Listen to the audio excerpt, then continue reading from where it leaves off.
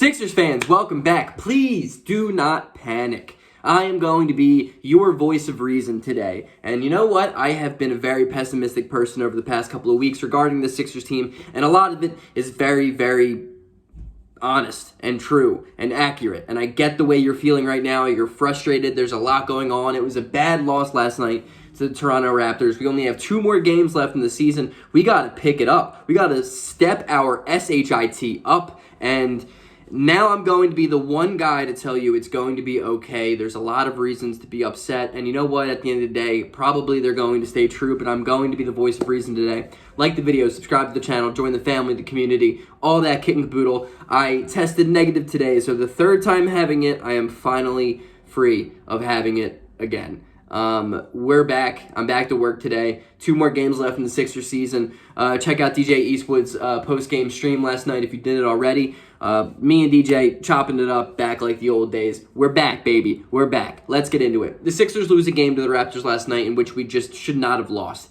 Simply put, we should not have lost that game. Danny Green had 15... Let me see it real quick. He had 18 points last night. The guy played 39 minutes, and he made 3 absolutely miraculous three-pointers. And without having Matisse Thybulle, the Raptors didn't have OG Anunoby and Fred VanVleet, and we still lost the game. Pascal Siakam put up a 37-point triple-double on our head, and we had absolutely no stopping him. There's nothing we could do to stop Pascal last night. But that's why I had Pascal on my All-NBA third team in my Twitter thing I put out a couple of weeks ago.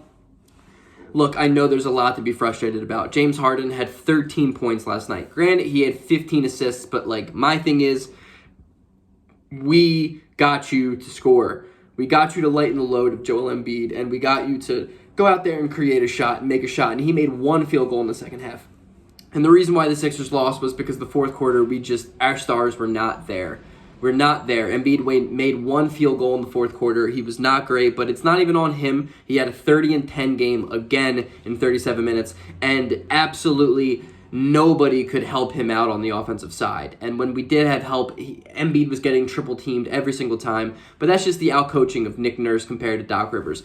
So Harden is a very big question mark. We need him to come into the playoffs and play like we expected him to play and how honeymoon Harden looked. We need him to give us 20 to 25 a night for us to have a chance to make it to the NBA Finals. And I'm not even sitting here and saying I'm expecting the Sixers to make the Finals because honestly I don't, but there is a silver lining in that. If the Sixers lose in the first round, in which I do not think they will, you know what? Doc Rivers is almost a sure thing to getting fired. And if you know me, you know how badly I have been begging Doc Rivers to get canned for the last year and a half now. He's not a good coach. We need somebody like Nick Nurse who comes in with something to prove, a younger coach with a chip on his shoulder that wants to prove himself, not an old-time coach who refuses to change since the 2008 NBA championship the guy won however long ago. We need a younger coach, and whether that's going to be Sam Cassell or whether that's going to be, Dave Yeager or whatever, I don't know, but it's probably not Mike D'Antoni too, and I hope we don't get him because that just means a longer Harden tenure, and I'm not sure how I feel about it. I think every Sixers fan right now is probably very questioning signing Harden to a max. Most people, if I polled out there on Twitter, would probably say don't sign Harden to the max. When I did that a week ago, the majority of people said no. I would like to see Harden take that player option for $47 million to see 1 more year of trial and error with James Harden, but who knows if he takes that.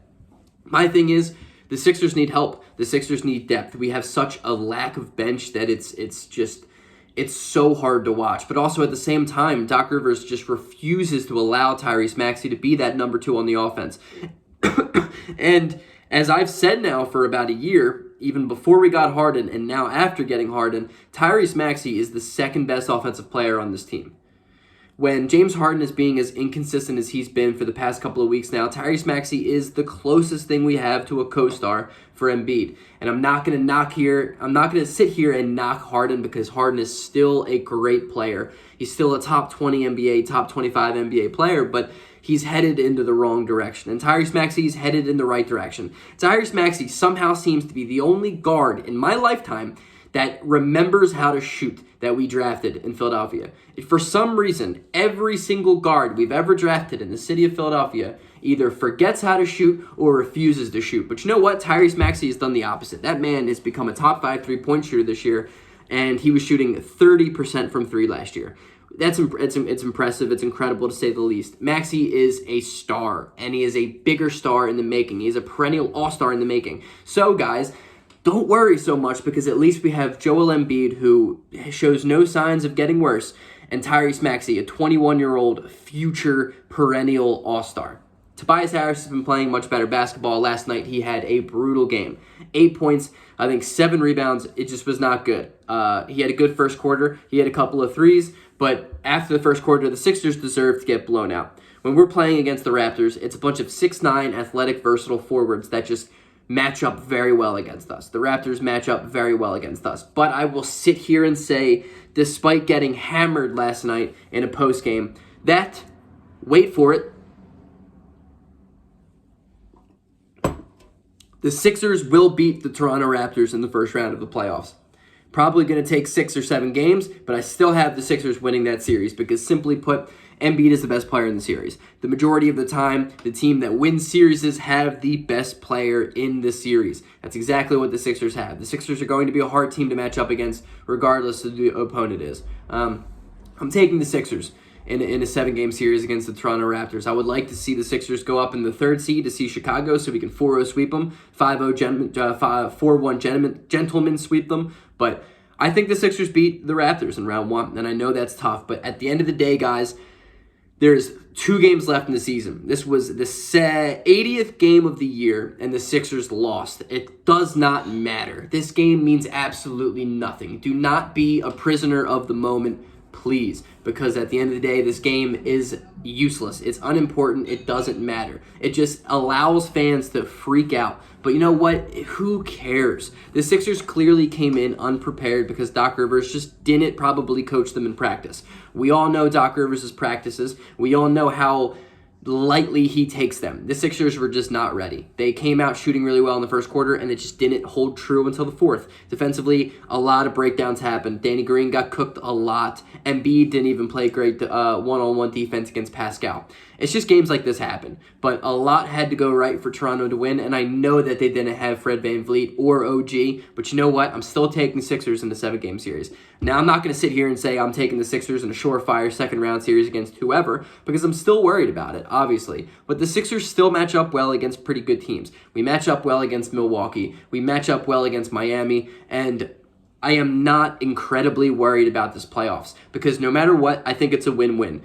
Either we play a really good team round 1 and we lose. Doc Rivers is almost an inevitable fire at the offseason. It almost means Tobias Harris is 100% gone. Daryl Morey is not going to sit here and let Joel Embiid waste another year of his prime and not build around him correctly. He's going to make moves. And if anything, guys, I've become a lover of trades because those are really the only moments in a Sixers fan's life where they can genuinely feel happy for a couple of days and then they start realizing how bad it was or whatever, because we're not winning a championship this year.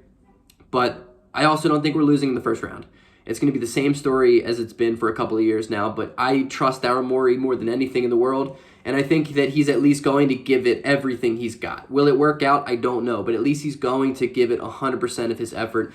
He's going to probably trade Tobias Harris. Doc Rivers is hopefully somebody that he's going to fire this year, and hopefully we go out and hire a younger coach that has something to prove. Not named Mike D'Antoni. For the love of God, I don't want D'Antoni to come in here and turn this 2022 Sixers team into some reiteration of the Rockets space and pace play team that just did not work, and I don't want that. That's basically what I'm trying to say. But I'm also not sitting here and overreacting about the Sixers' loss because it doesn't mean anything. It's the 80th game of an 82-game grueling season in which Embiid has played almost every single game, and the guys are tired. Harden clearly does not look like his old self, whether that's injury, whether that's age, whether that's both. My thing with Harden is I think his injury of his hamstring is really, really nagging him, but he is not somebody who's put in a ton of work in his body over the off seasons to be able to bounce back from injured play, and I think it's caught up to him. I think he really, really wants to win. I think his work ethic is insane. I think it has to be insane for him to be as good as he's been for this long. But I don't think he's ever been one of those guys who has put in millions of dollars to keeping care of his body. And I think now is the moment that it's finally going to, Father Time is finally going to kick his ass a little bit. And I just don't think he'll ever probably bounce back from this hamstring injury as well as a guy like LeBron could, or Kawhi could, or Kevin Durant could, because it's just he hasn't put in that effort into keeping his body ready and 100% and peak play. And that's really unfortunate. But you know what? A 15-assist James Harden that can give us almost 20 points a game can still make this team an NBA contender. That's all we need. We just need more aggressive play, less turnovers, less silly, sloppy play, less foul baiting from Harden, and more Tyrese Maxey pick and rolls, more pick and rolls between Harden and Embiid, more just give Embiid the ball and space out the floor. But you know what? I mean, I'm not super worried about this Sixers team right now because this doesn't change anything. Everything we have been worried about as a fan base 3 weeks ago is the same as it is after last night. It's nothing new. We didn't see anything last night that completely shocked us. You know, let the game go. Let the season play out. Let these last 2 games happen. Win or lose, who cares? Who cares? The season should be 72 games as is. None of this matters. It doesn't matter. Let the playoffs come. And then let's overanalyze every single game, because those are the games where we have to overanalyze because it's basically a one game at a time type of thing. Those are the games that matter. Let's really, really be critical of the Sixers in 2 weeks from now. Not right now. Peace.